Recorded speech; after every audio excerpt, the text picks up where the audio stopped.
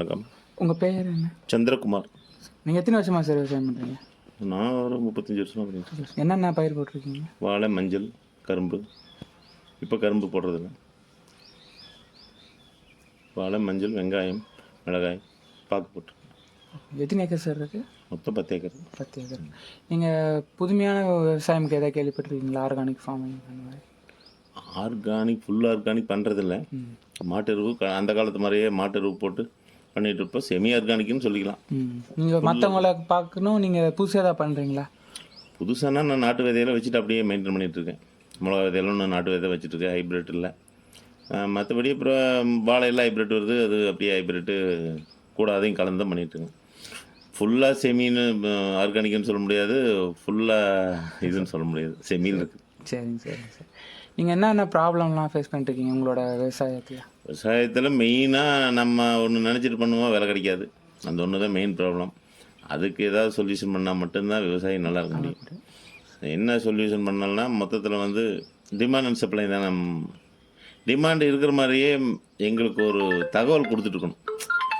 இது சர்ப்ளஸ், இது வேண்டாம், இந்த வருஷம் விவசாயம் பண்ண வேண்டாங்க, இந்த வருஷம் டிமாண்ட் வரும், பண்ணுங்க. அதான் இந்த டிமாண்ட் அண்ட் சப்ளை வந்து நம்மளுக்கு கண்டிப்பாக என்னன்னு தெரிய மாட்டேங்குது. அதனால தான் வந்து எங்களுக்கு தெரிஞ்சதை நாங்கள் உற்பத்தி பண்ணுறோம். அது டிமாண்ட் இல்லாமல் போகிறதுனால எங்களுக்கு விலை கிடைக்காம போகுது. புரியுதுங்க சார். அதுதான் பெரிய பிரச்சனை. விலை கிடைச்சிட்டு இருந்ததுன்னா ஒன்றும் பிரச்சனை இல்லை. எங்களுக்கு வந்து உற்பத்தி மற்ற பொருளுக்காட்ட நாங்கள் உற்பத்தி பண்ணின அமௌண்ட்டுக்கு வந்து நாங்கள் ஃபிக்ஸ் பண்ணவே முடியறதில்ல வேலை. அதுதான் பெரிய பிரச்சனை. மற்றபடி விளைவிக்கிறதெல்லாம் விளைவிக்கிறோம், நல்லா தான் விளையுது, ஒன்றும் பிரச்சனை இல்லை.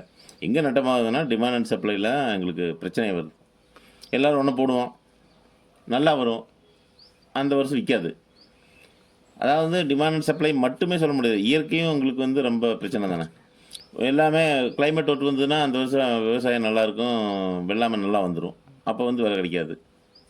எல்லாருமே நிறைய போட்டிருப்போம், டிசீஸ் வந்தோ இல்லை மழையினாலேயோ அழிஞ்சு போயிடும், அப்பவும் விலை கிடைக்காது. இந்த பேலன்ஸு சரி பண்ணுறதுக்கு வந்து கவர்மெண்ட்டு தான் ஏதாவது பண்ணணும். இதை தீரணும்னா நீங்கள் என்ன பண்ணலான்னு நீங்கள் நினைக்கிறீங்க? என்ன பண்ணலான்னா அதான் மெயினாக வந்து ஒரு 50% தான் இது தீர்க்க முடியும் எப்பவுமே, அப்படியே இருந்தாலும். இப்போ எங்களுக்கு வந்து இந்த முதல்லையே இப்போ நாங்கள் மஞ்சள் போடுறோம்னு வச்சுங்களேன். இந்த வருஷம் இந்தியாவில் மொத்த விலை எவ்வளோ போகிறாங்க, நீங்கள் இந்த வருஷம் என்ன பண்ண போகிறீங்க, மஞ்சள் போடுறீங்களா அப்படின்னு முதல்லையே சர்வே எடுக்கணும்.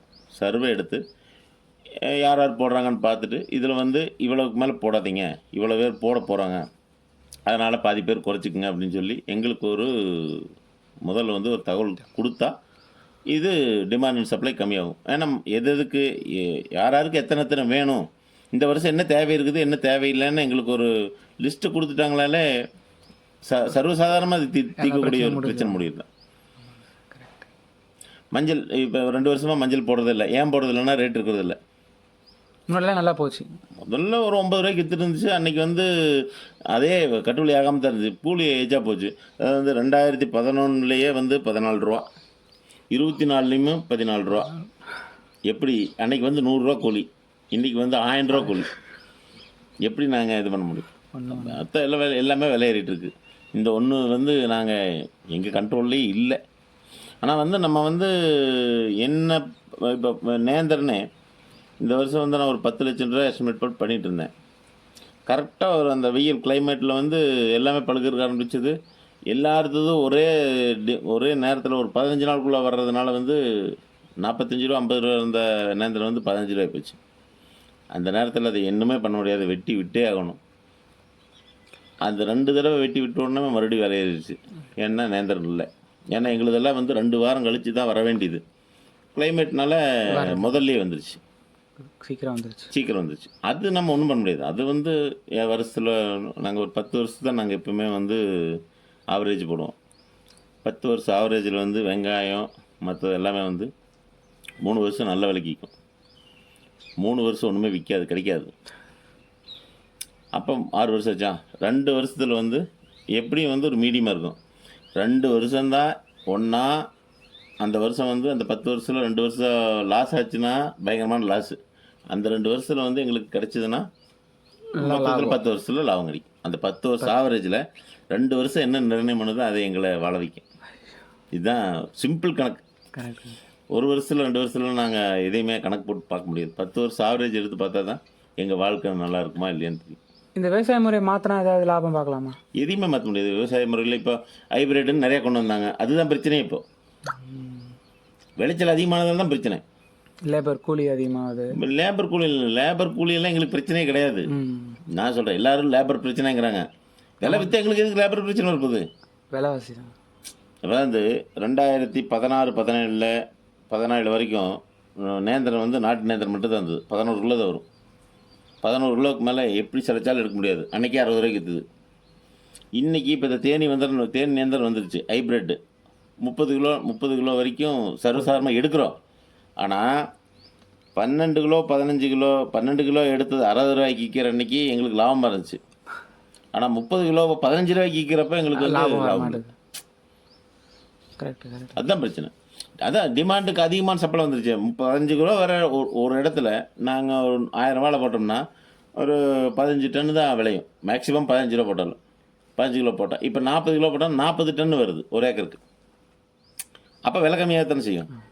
விலைவாசி மக்களுக்கு நல்லது, அது ஒன்றும் பிரச்சனையும் இல்லை. ஆனால் வந்து மக்களுக்கே நல்லது வேண்டியது நாங்கள் என்ன பண்ணுறோம், மக்கள் நல்லா இருக்க வேண்டியதாக இருக்குது. அதாவது வந்து நமக்கு நல்லது இருக்கணும் உங்களுக்கு. இல்லை அதாவது 30 ரூபா ஆவரேஜ் ஒரு கிலோ. ஒரு கிலோ ஒரு கிலோ பழம் வந்து 30 ரூபாய்க்கு வாங்கி சாப்பிட்றதுல யாருக்கும் கெட்டு போகிறதில்ல. ஆனால் எங்களுக்கு 30 ரூபா ஒரு கிலோ பழம் உற்பத்தியாருக்கு வேணும். 15 ரூபாய்க்கு கொடுத்தா நாங்கள் எப்படி நல்லா இருக்க முடியும்? இதில் வந்து அந்த வருஷத்தில் வந்து இயற்கையில் வந்து நிறைய ப்ராப்ளம் இருக்குது. காற்று வந்ததுன்னா விழுந்துடும். இந்த மாதிரி வெயில் வந்து பழுத்ததுனாலும் இதாகும். டிமாண்டு ஒரே நேரத்தில் அதிகமாக வந்ததுனாலும் விலை கம்மியாயிரும். இது எப்படி நாங்கள் நிர்ணயிக்க முடியும்? ஒன்றுமே பண்ண முடியாது. இதுதான் விவசாயினுடைய வாழ்வாதாரம் பாதிக்கிறதுக்கு வந்து இதுதான் முக்கியமான காரணம் தான். லேபர்லாம் வந்து இப்போ எல்லாருமே லேபர் வச்சு தான் பண்ண போகிறாங்க. எல்லா தொழிலுக்குமே லேபர் இருக்குது. லேபர் இல்லாமல் எந்த தொழிலும் பண்ண முடியாது. அப்போ வந்து லேபர் பிரச்சனை கிடையாது. இப்போ வந்து 350 ரூபா நாங்கள் கூலி கொடுத்துருக்கோம்னா 400 ரூபா கொடுத்தா லேபர் வந்துட்டு போகிறாங்க. அவ்வளோதான். லேபர் இல்லாமல் இல்லை. ஏன்னா நம்ம நாட்டில் வந்து வேலை இல்லா திண்டாட்டம் நிறையா இருக்குது. இது வந்து லேபர் பிரச்சனைன்னு சொல்கிறது வந்து நம்ம தப்பு. ஆனால் வந்து நாங்கள் விலை விற்கிறதுக்கு உண்டான கரெக்டான விலை கிடைச்சா நம்ம விவசாயிகள் திருப்தியாக இருப்பாங்க. அந்த ஒன்று தான் பிரச்சனை. அங்கே அதே வந்து தனி மனுஷனாவோ நான் ஒருத்தனாவோ இல்லை ஒரு 10 பேர் சேர்ந்தோ இது செய்து பண்ண முடியாது. இது வந்து கவர்மெண்ட் சைட்லேருந்து கண்டிப்பாக இதுக்கு ஒரு தீர்வு காணணும். என்னென்னா இந்த வருஷம் என்ன உற்பத்தி தேவை அப்படிங்கிறத நானோ நீங்களோ பொதுமக்களோ பண்ண முடியாது. ஏன்னா கவர்மெண்ட் சர்வே எடுக்கணும். அப்போ தான் இதுக்கு ஒரு தீர்வு முடியும். அப்புறம் வந்து இந்த கவர்மெண்ட்டும் ஒரு சில நேரத்தில் வந்து அவங்க போன வருஷம் வந்து 60 ரூபா 70 ரூபா இருந்துச்சு. அப்போ வந்து எக்ஸ்போர்ட்டை உடனே தடை பண்ணிட்டாங்க. எக்ஸ்போர்ட்டுக்கு 40% வரி போட்டாங்க. அப்போ வந்து கரெக்டாக 30 ரூபாய் போச்சு. 30 ரூபா ஆனதுக்கப்புறமே எக்ஸ்போர்ட்டை நீடித்தாங்க. அப்போ 60 ரூபா 70 ரூபாய்க்கு விற்றுட்டு இருந்த நேரத்தில் விற்க முடியாமல் எக்கச்சக்கமாக சர்ப்ளஸ் ஆகி வெங்காயம் போன வருஷம் வந்து 15 ரூபா 10 ரூபாய்க்கு கடைசியில் அள்ளி விட்டோம். இதெல்லாம் என்னங்கிறது அவங்க வந்து உள்ள எதையுமே பார்க்காம அவங்க சுயத்துக்காக வந்து பண்ணுறது ஒரு பெரிய தப்பு. உள்ள என்ன நடக்குதுன்னே தெரியாது. அவங்க வந்து கரெக்டாக என்ன இருக்குது, என்ன தேவை இருக்குது, நம்ம மக்களுக்கு உண்டான நம்மளுக்கு இருக்குதா இல்லையா அப்படிங்கிறத பார்த்து தான் அந்த தடையெல்லாம் போடணும். ஏறிடுமோ அப்படிங்கிறதுனால போட்டால் நாங்களும் மக்களுக்கே சும்மா கொடுத்துருந்தோம்னா நாங்கள் எப்போ தான் பெருசாக மக்களுக்கும் கொடுக்க வேண்டியது. அதாவது இது என்னென்னா அதாவது வந்து ஆவரேஜாக இருந்தால் மக்களும் நல்லா இருப்பாங்க, நாங்களும் நல்லா இருப்போம். மக்களுக்கும் வந்து இப்போ உடனே அதிகமாகிடுச்சுன்னா 150 ரூபா 200 ரூபா கொடுத்து வாங்கி சாப்பிட்றது அவங்களுக்கு கஷ்டம். அப்புறம் இன்னொன்று சொல்கிறேன், இந்த விலை ஏறி போச்சுன்னா ஒரே மாதத்தில் மட்டும் டிவியில் விலை ஏறி போச்சுன்னா ஒரு 100 ரூபாய்க்கு ஒரு தக்காளி விற்றுச்சுன்னா பயங்கரமாக கதறாங்க. அவங்களும் நாங்கள் எப்படி 10 வருஷத்துக்கு ஆவரேஜ் போடுறோமோ அதே மாதிரி அவங்க வந்து ஒரு வருஷத்தில் ஆவரேஜ் போட்டால் என்னத்தாயிருப்போது? 2 மாதம் 100 ரூபாய்க்கு வாங்கி சாப்பிட்டா என்னத்தாயிருப்போது? வருஷமே 10 ரூபாய்க்கு வாங்கி சாப்பிட்றாங்க. நஷ்டத்தில் நான் கொடுத்துட்ருக்கோம். ஒரே ஒரு மாதம் 100 ரூபாய்க்கு வாங்கி சாப்பிட்டா மிஞ்சினா ஆவரேஜ் போட்டால் 12 ரூபா அவ்வளோதான் வரும்.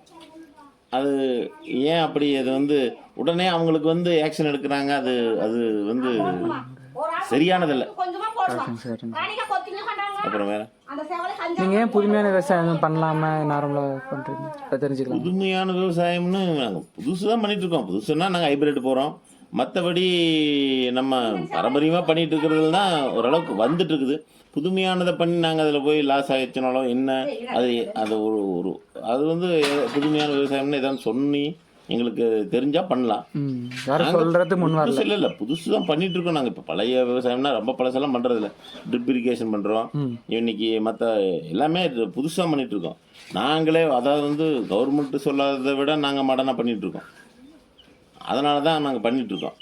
இன்னுமே வந்து நாங்கள் எல்லாமே வந்து டிராக்டரில் உள்ள ஓட்டுற மாதிரியும் மற்ற எல்லா செலவுகளையும் கம்மி பண்ணி எந்த அளவுக்கு செலவு கம்மி பண்ண முடியுமோ அந்த அளவுக்கு புதுசு பண்ணிகிட்ருக்குறோம். புதுசுன்னு வரும்போது ஹைப்ரிட் தான் புதுசு. ஆமாங்க. அது பார்த்தீங்கன்னா லாஸ் தான் ஆகுது. கண்டிப்பாக மக்களுக்கும் சரியில்லை.